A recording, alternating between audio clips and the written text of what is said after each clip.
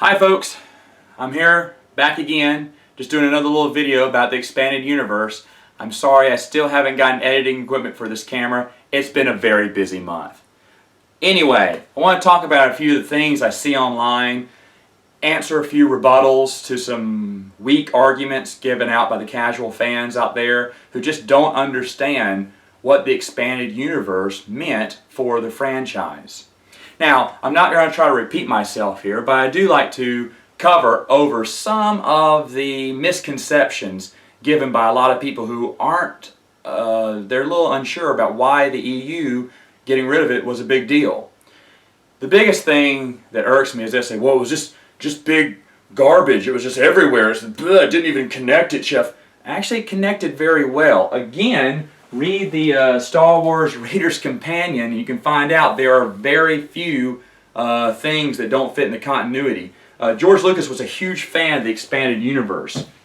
And one of the biggest arguments I hear from casual fans is they say, well, you know, Timothy Zahn, he called the Clone Wars a fight against clones, and it really wasn't. Well, actually, if you look at some of Timothy Zahn's interviews, he had this funny Dragon Con panel a few years back where he said, actually, he told the truth from a certain point of view.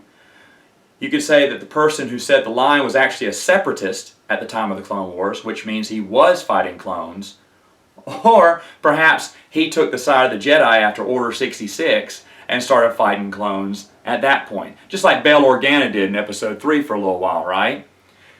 Anyway, that's one of the biggest continuity benders that every casual fan likes to grab a hold of and say, see, it didn't even make sense to the movies. That's because you only read the Zahn books. Like I said, if you read the rest of the expanded universe story, there's very little things that aren't fit in continuity with the movies.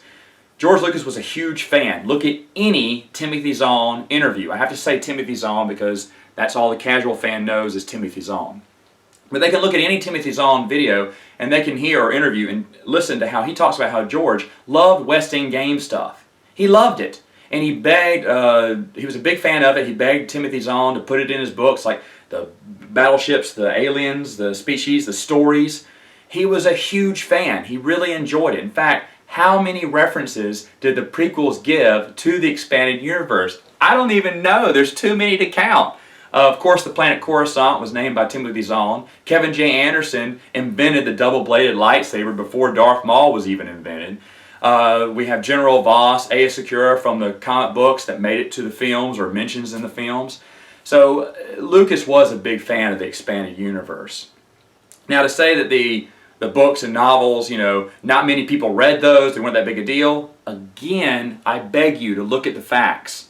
Because the facts are that it was on the New York Times bestsellers list every time. Of course, it didn't hit #1 like Zahn's books did, but they were always in there. Go back and look through that. You'll see Star Wars books relatively do really well. In fact, they're one of the 4 biggest money makers of the franchise.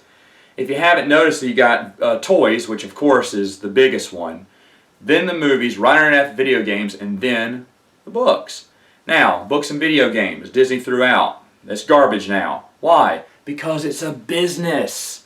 We're in it to make money. We're not in it to make fans happy. We're in it to make us money. That's what Star Wars has turned into, once again, as a franchise, to make money. And that's fine. You can make money. You bought it for $4 billion. You ought to make some money. But you shouldn't cut out the hardcore fans in the process. Now, what do I mean by hardcore fans? Because that's another one that I get a lot. It's like, oh, what makes you a hardcore fan? I mean, I've seen the movies a million times. I love the movies. I even read the Zahn books. Yeah. So did hundreds of millions of other people.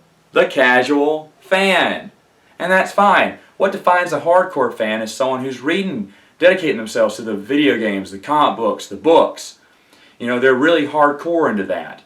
There's a big separation there. For instance, I love Firefly. I love that story. I have the DVDs. I have almost all their autographs on the DVDs. I have all the comic books. And I've seen the movie and TV shows several times over.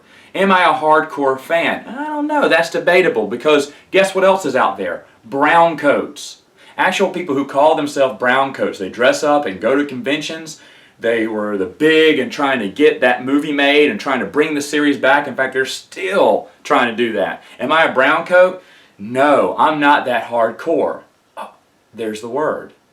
So they would be the hardcore fans in that. And I'm fine being the casual fan in that, even though I love the movies, I love the TV show, I have the comic books, I have their autographs, but there is a line there, and that's the hardcore fan. There's a line in Star Wars too. It's the expanded universe, grading over 35 years of excellent material and amazing stories. That's what defines a hardcore fan. Not going to see it a million times in theaters like a lot of other people. One other thing that I love to hear online, because it sounds so ignorant, is that, well, they had to let the expanded universe go. I mean, you can't keep the expanded universe in there and expect the movies to be good, right? Tied down with all this heavy baggage.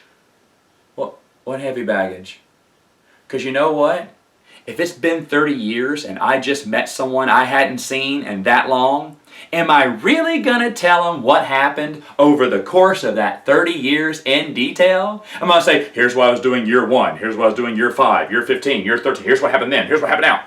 No, you know what I'm going to say? Same thing you would say. You would say, hi, here's what I'm doing now, here's my wife, here's my kids. End of story. You don't have to go over the big history. See, everyone's saying that one because Disney put it out in that phrase. Oh, we can't be beholden to this other story. It would tie down our creativity. No, it wouldn't.